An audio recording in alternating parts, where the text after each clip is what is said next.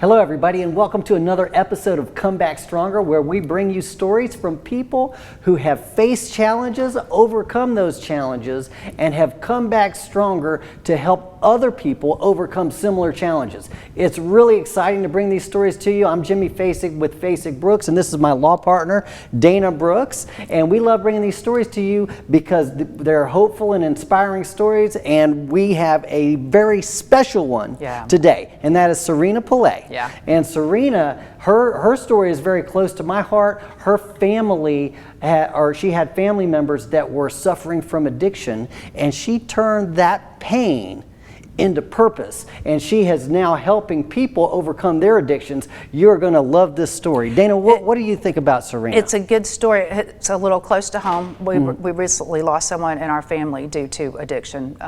As long as I've known about it, I think it's been going on at least 10 years. And like so many stories, you know, they get better, and then everybody rallies around and tries to help, and then you know the addiction is bigger and stronger than the person and the person's relationships with the person they very much love. And a lot of people who struggle with addictions, they end up wearing out their family members. They end up wearing out their friends. They just go through people over and over again, and then people just eventually they just said, I've got to protect myself and my own well-being, my own mental wellness, and wash my hands of you. And Serena was able to find something within herself to answer the call that she got about her brother, and how a woman who has no background in mental health, addiction, counseling, anything, is able to do what she did in starting a treatment center, a laboratory, and then ultimately a sober living home. So very impressive. You talk about making something out of a bad situation. She's inspirational. Yeah, very much so. Well, we are going to go to a commercial break, and when we come back, we're going to have the first interview with Serena Pillay. I recently had a new client, and she suffered a mild traumatic brain injury. Okay. And she had no idea what had happened that caused her to be injured. Gotcha. But it turns out she had fallen into a pit at an oil change station. And it was 100% their fault. Oh, wow. But her injury made her not even understand her injury, and it makes me so frustrated because folks that suffer concussions or mild traumatic brain injuries, it's really difficult for them to know what happened and to understand the difference in what their life was and what it is now because of the nature of their condition. And so the insurance companies need to recognize the full value of that. Instead of taking advantage of that very unique situation. It took her family telling her, you need to call an attorney. Her family coming with her to the appointment to say, these are the differences, to get her in there, and now we're able to help her. I love that. Welcome back to Come Back Stronger, where we're coming back strong with the first segment of the interview with Serena Pillay. Thank you so much for being here. Thank you for having me. Oh, of course. Well, tell us what you're working on these days. So we just opened up a sober living house called Dimp House, and it's an all-male house for men who need transitional living. How did you get into providing transitional living? Well, it wasn't anything that I really planned on. I moved here in 2009 with other plans. I wanted to, well, actually I came here to take my LSAT and go into law school, and then I changed my mind, and I knew I wanted to do something that was going to help other people because I came here with my 4 kids, single mom, and I started working in health finance, and then I opened up a hair store to help make wigs for women and girls who've lost their hair to cancer. Okay. I was doing that up until 2018, and then that summer I received a call from my brother's girlfriend in Illinois that my brother needed help or he was going to die. He was using heroin and meth on a daily basis, and up until that point I really didn't understand addiction. I didn't look at it like it was a disease, and my heart wasn't very open at the time, but I love my brother and I wanted to help him. So I sent him to Colorado Springs and put him into a sober living house there. He wasn't happy with it. He wasn't happy with the condition that the house was in. He was receiving very little treatment, so I took him out of it. I put him in another sober living house. He got kicked out of that one and started back using. So it was about a month later, I just had this powerful calling, like a vision, to start Anchor Recovery Foundation, which is a faith-based drug treatment program. So tell me a little bit more about that. One day you just had the vision, had the inspiration. What was that like? It was scary. It came to me in a dream, and I woke up, like, this is like surreal, and I thought about it for a couple weeks, and like this is crazy. You know, how am I gonna just end my career and go open up a drug rehab? Because that was totally different than what you were doing. You weren't doing anything in that field, right? Nothing at all. It was totally different. And I think the biggest mistake that I made was sharing my vision with people. Because even like your closest friends or family can discourage you. Oh, you're not a doctor. You know, how are you going to open up a treatment facility? But I did a lot of research, a tremendous amount of due diligence. I connected myself and networked with a lot of people in the industry. That was very helpful. And so I continued on the path. The first couple years were really challenging.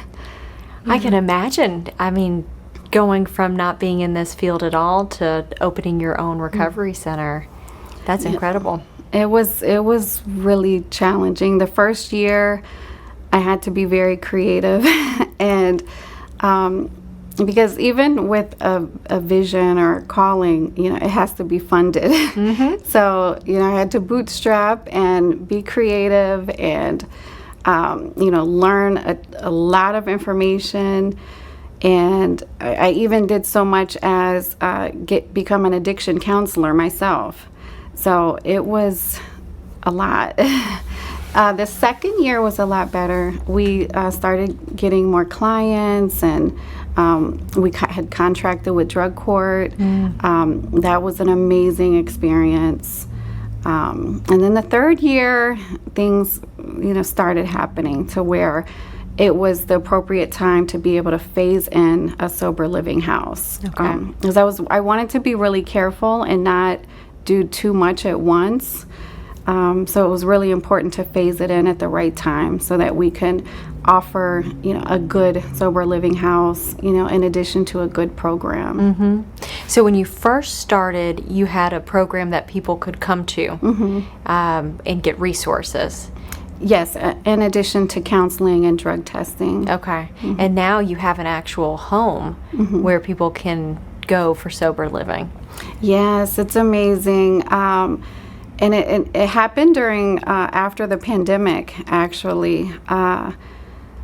When most people were going into quarantine, once COVID-19 pandemic hit, I think I was working more because of the relapse rate was so high, and I was working with the court, and, you know, we had to become very creative, so we implemented drug patches for people going through treatment. Instead of having to get tested twice a week, they would get a sweat patch twice a month. So it you know, prevented people from having to leave their homes during lockdown and quarantine. That was smart. What is a sweat patch exactly? It's a patch that absorbs sweat, and it can detect drugs. And so it would like turn a different color, or they would test the patch, I guess? They test the patch. Okay. Yes. Because in addition to Anchor Recovery Foundation, I created a lab so that we could do drug testing, because it's really important to make sure that if anyone's in treatment that they're getting random drug tested, just to keep them accountable. So during that time, it was just the number of people that were relapsing it was just crazy. So I ended up partnering with DJ Demp for a mask initiative because we were giving out masks. Having a treatment center and a lab, we had access to masks when Nobody did. When nobody did. And we distributed over 10,000 masks into the community. Wow. And then we started COVID testing, and I just saw all of the passion that he also had in the community. And that's when I asked him if he would be interested in partnering with me to open up a sober living house. And we were fortunate enough to connect with some commercial development company, and we were able to purchase a sober living house, and we opened it up in May, and it's been awesome. That's wonderful. We've got to go to a quick commercial break, but when we come back, I want to ask you more about that. Okay, thank you. Wow. Who just starts a lab? I know, right? What a very impressive woman. Yeah. She gets her counsel. She becomes a counselor. She starts a lab. All this. She has no background whatsoever. No. All she has is the pain of having a family member that is addicted, and the love of that family member to drive her, Yeah. and a calling. Yeah. That was my favorite But part. she's got a calling, but she just also has kind of a natural entrepreneurial spirit almost. It's Yes. like she looks out into the marketplace and said, okay, this is deficient, this is missing, there's a hole there that needs to be plugged, I might as well do it. I know nothing about this, but I'm going to become a counselor, I'm going to become educated, I'm going to learn about it, I'm going to learn what is the missing piece that's keeping people from reaching that level of sustained sobriety, because everybody knows 100%. about the relapsing. But yeah, she blew my mind with that. And then, but she said at the beginning she had a helper spirit. She wanted to do something to help people. And Yes, she started out, yes. even when she was doing the hair care and the wigs and the extensions and stuff, that was again That to was for help people with cancer that lost their lost it. hair. Yeah. So she has a helper spirit. She has a does. servant's mindset, heart, yeah. a servant's heart. What my biggest takeaway, Dana, was the part about the dream. I love the fact that she took inspiration from her dream, and she decided to move on that. There are so many people in the world that have done great things that got their inspiration from their dreams, and I pay very close attention to my dreams. So that's one of the things that I loved about her. It seems like it's almost one of those things that if you could get out of your own way, you would be manifesting. Yes. And she got out of her own way. Yeah, So- she got out of her own way. She heard the calling. She moved forward with the calling. And the great part is when you do that, when you have a calling and you move forward, next thing you know, the path opens up for you. You just put one foot in front of the other. Yeah. And that's what she wants did. It to happen. Yes. The universe wants it to happen. Yes. Yeah. And so that's exactly what she did. So she's a perfect example of a great comeback story. And I can't wait for y'all to hear the second part. And so we'll be right back after a commercial break. Can't wait. You know what's funny? When law firms advertise that they'll give a free consultation, every consultation we give is free, unless we can get you a settlement based on your injuries. Right. Every time you give me a call, it's free. Yeah. I want you to give me a call. Yeah. You know, we're not going to charge you unless we actually get you something for your case. That's right. You don't have to pay me anything unless I win the case. Right. And on top of that, I'm going to pay for all of the court costs and the deposition costs and medical records costs and expert opinions costs. All of that's coming out of my pocket. And if we don't win the case, then we eat those costs at no charge to you. Right. So we don't take a case we don't believe in because it's not in our interest. Right. And we don't minimize or devalue your case because that's also not in our interest. Right. So it makes everything fair. If you have a lawyer on a contingency fee, you can hire the very best lawyer. Welcome back to Come Back Stronger, where we are hearing an interview of Serena Pillay, and we are going to hear the second part of that interview right now. Welcome back. Thank you. So tell me what a sober living house is like, and how do folks get into one? Well, our sober living house, we pretty much follow the model of most sober living houses. We really didn't want to reinvent the wheel in any way. The only thing that we do differently is that we do require our residents be in some type of treatment. And most people, they come out of inpatient or they've done some type of outpatient. But what I noticed with my brother is that when he was in sober living, he never received enough treatment, and he wasn't really ready to be in sober living, without being in treatment.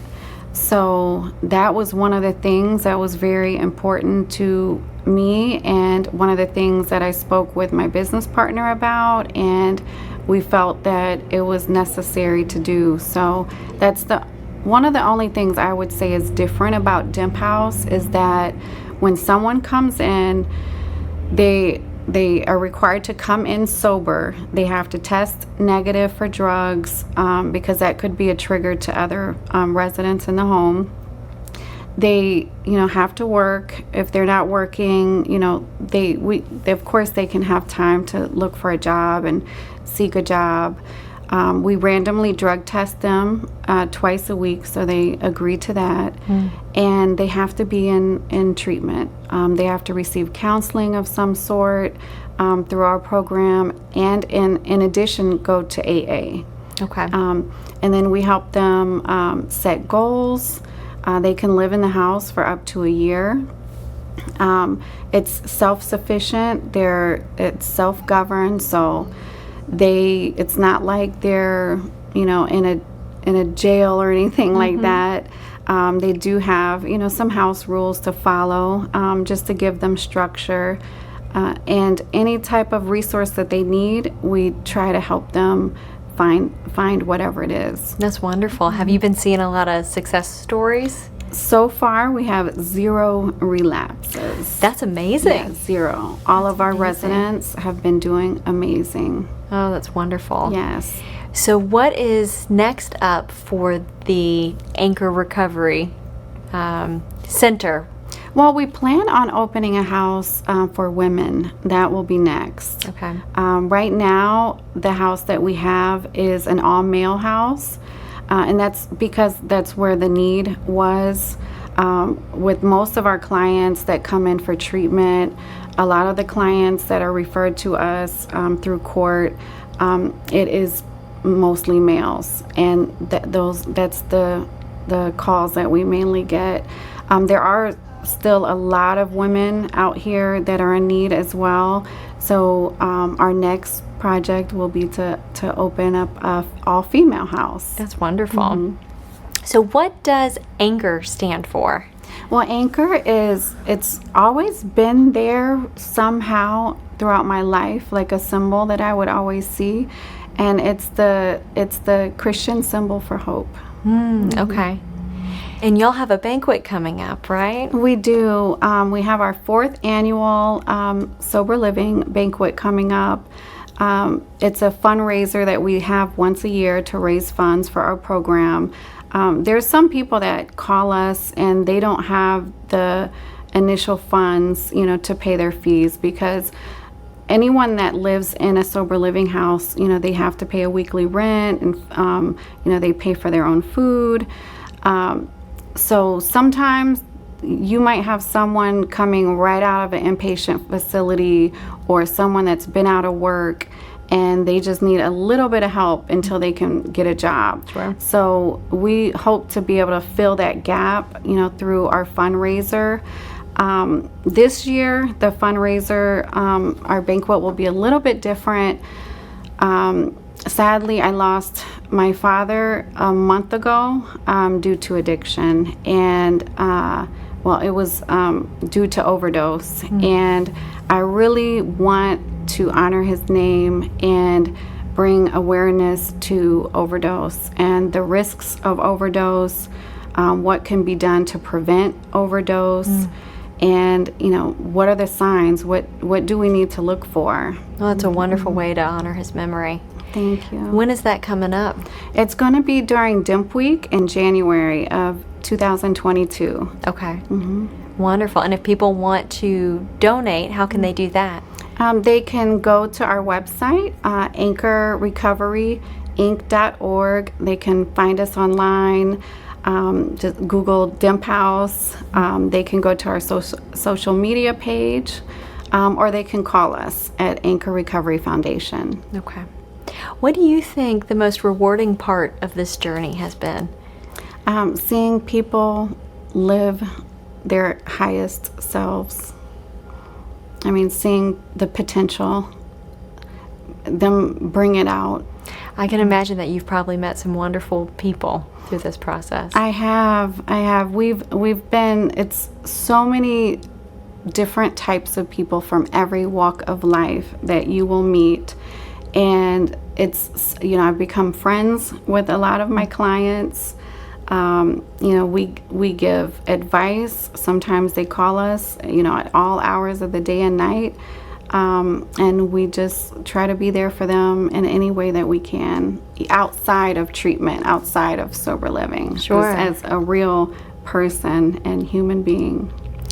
I tell you what, at the beginning of this interview, you had said that your heart was closed to addiction when you first heard about the struggles your brother was having. It was. I think I was like a lot of people, to where we grew up in the same house and I didn't understand it. So I wasn't very caring. My thinking was, why can't you just stop? Why can't you just get yourself together? Why are you doing this to yourself? Why are you hurting our family? So I was very, I think, closed off from him, which, I can imagine didn't allow him to trust me that much. And it wasn't until I started opening my heart to him without judgment that he started opening up to me. And he started sharing things with me, which made me understand.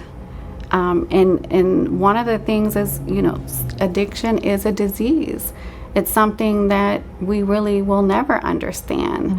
The only thing that we can do is provide our love and support and, offer someone, resources or anything that we can do, because it costs lives. Addiction takes lives. Well, it certainly sounds like you have opened up your heart and you're really helping people out in our community. So thank you so much, and thank you for being here with us. Thank you so much. Thank you for having me. You're welcome. Wow, Dana, I find her to be so impressive. What were your main takeaways from her story? I just wrote one down, and it said prior to this phone call she got about her brother in 2018, she said, my heart was closed to addiction. And that what really resonated with me, because she said, whenever I opened myself up, and so for me, she opened her heart, but she opened her eyes and she opened her ears and she started listening instead of listening through a filter of, this is a character deficiency, get it together. We have been there for you, we've had it with you, walk it off, do what you got to do, get it together, you're hurting people, stop being so selfish. You could just, hear the chorus of things that say, judgment. I'm judging you because there's something wrong with you. I was raised the way you were. We have the same parents. I got it together. Get it together. So when she changed her orientation and started listening to him with an open head and an open ear, an open heart mainly, I think that's whenever she said, oh, okay, I understand. That's when things changed for her. She's just ignorant. She had to let go. She had to let go of the judgment in order to be able to empower herself to help. And that's a relationship thing that we all really can learn, is that when we're dealing with somebody else, let go of the judgment. Let go of the judgment first and try to understand, because not everybody's the same. Everybody has their own strengths and weaknesses, and maybe if we stop judging, we can help. Yeah, and I think you also, that's not to say don't protect yourself. That doesn't mean, become a doormat, let this person, ruin your life too because you don't have boundaries. It's not about not having boundaries. It's about just saying, okay, I need a self-protection moment here, or I need a boundary, and you're going to have to get some help some other ways right now. But then coming back whenever you're better in your head and you're more evened out and you can look at it with the right mindset, then you can get somewhere down the road. But so many times our pride gets in the middle of it, and we feel disrespected and not appreciated, so we say, the heck with you. And then by the time you are oriented differently, sometimes it's too late. Yep, 100%. Well, we are going to go to another commercial break, but we're going to come back after that and talk about some more of the takeaways. You know what's funny? When law firms advertise that they'll give a free consultation, Every consultation we give is free, unless we can get you a settlement based on your injuries. Right. Every time you give me a call, it's free. Yeah. I want you to give me a call. Yeah. You know, we're not going to charge you unless we actually get you something for your case. That's right. You don't have to pay me anything unless I win the case. Right. And on top of that, I'm going to pay for all of the court costs and the deposition costs and medical records costs and expert opinions costs. All of that's coming out of my pocket. And if we don't win the case, then we eat those costs at no charge to you. Right. So we don't take a case we don't believe in because it's not in our interest. Right. And we don't minimize or devalue your case because that's also not in our interest. Right. So it makes everything fair. If you have a lawyer on a contingency fee, you can hire the very best lawyer. Welcome back to Come Back Stronger, where we just heard the story of Serena Pillay, who is a very impressive woman who has had family members that suffered from addiction, and she has created her own way of helping people overcome their addictions, and she's doing it in a big way. Yeah.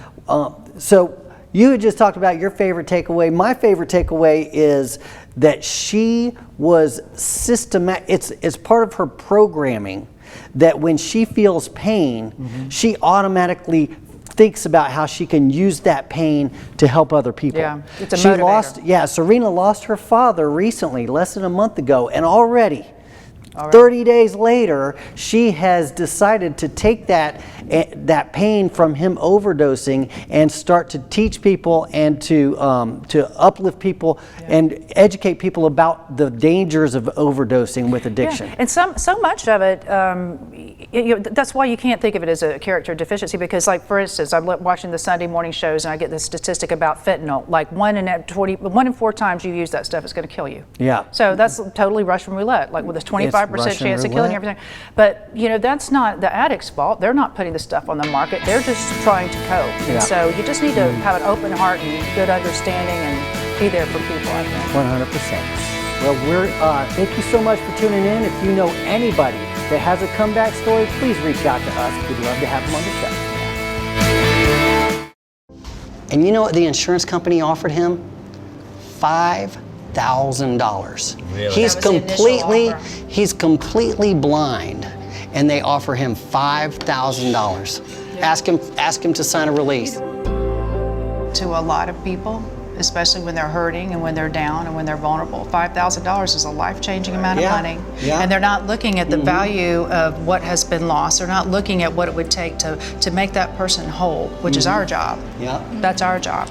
Their job isn't. Their job is to save the insurance company money. Right. And they look at this person and they go, I bet $5,000 would get your full attention. Right. And they come in and they dangle it with a settlement release, and then once you sign it, you're done. You can't come back to us and ask us to wave a magic wand and make that go away. That can't go away.